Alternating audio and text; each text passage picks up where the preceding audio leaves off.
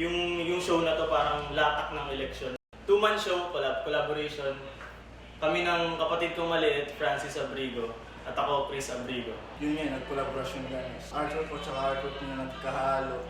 Yung show na to parang latak ng eleksyon. Malaki yung kapangyarihan nila na hindi nila ginagamit, parang hindi patas na pamamaraan.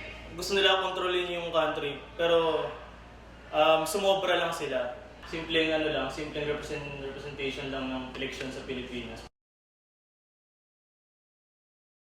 Punta kayo sa show namin, Despot, May 18 hanggang June 5. Sabay-sabay nating i-celebrate yung hangover natin sa eleksyon.